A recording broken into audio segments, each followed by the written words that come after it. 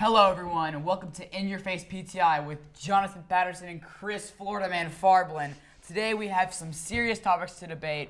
Number one being which city deserves an NFL franchise. In my honest opinion, I believe Orlando deserves an NFL franchise because this year during the AAF's best franchise was in Orlando, the Orlando Apollos. Every single game had a huge amount of fans there. It's also in the center of a huge state of Florida, and it's a lot easier for people to get there than to Miami because it's so far down south. It's easier for people from the East Coast and further up the West Coast to come down to Orlando and meet in the middle to see a football game. So I believe that's best. Now I'm going to go with a city that just lost a team, San Diego. It's one of the top 10 most populated cities in the country. It has a lot to do there. You have the best zoo in the country. It's a beautiful city. And of course, they have a real fan base. Of course, after the Chargers left, it was dying for a team. Against the Los Angeles move for the Chargers didn't work out. And again, the stadium situation isn't great, but Qualcomm Stadium can work for a temporary stadium while an owner will get a new stadium in place, because if you're moving to San Diego, you'll probably get a new stadium.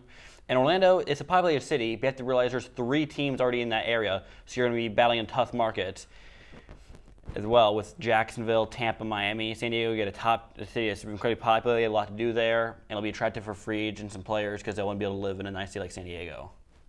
Well, y'all both made some great points, but that's just going to come in to see. I mean, apparently London might be getting a franchise too, so let's just wait and see. So another topic is more of a local topic, but which Dallas Cowboys quarterback is the best? In my opinion, I believe it's Tony Romo. If you look stats-wise, even without the rings, Tony Romo was just a far superior quarterback to Staubach and Aikman.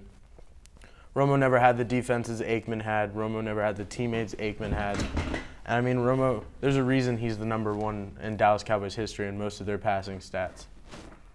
Now, Romo definitely had an impressive career. I know Aikman had a lot of pieces around him, but Aikman was the number 1 pick out of college, was an incredibly talented high school quarterback, one of the top recruits, the reason he was the first overall pick, incredibly talented, probably the most talented of any of the quarterbacks.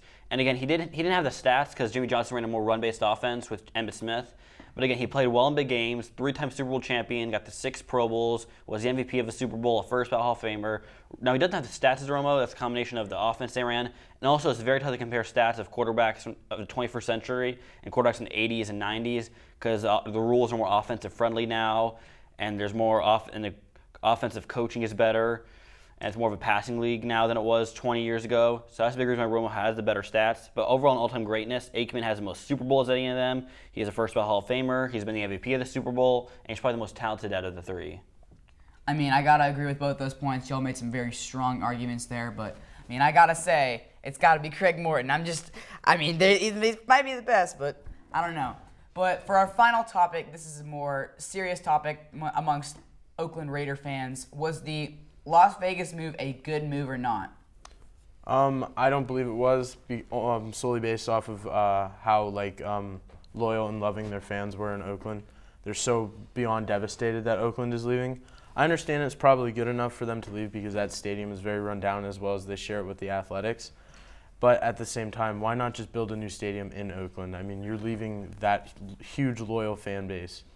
Yeah, I also think the Oakland A's are making a new stadium too, so they can share that. The A's are making a stadium as well. So, I mean, if anything, they could continue that and continue to share a stadium.